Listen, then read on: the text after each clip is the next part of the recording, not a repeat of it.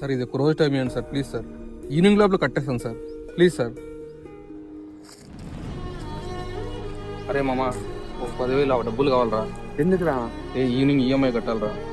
లేవురా నా దగ్గర. ప్లీజ్ రా, ఇలాగే అడ్జస్ట్ చేయరా. సర్లే ట్రై చేద్దాం.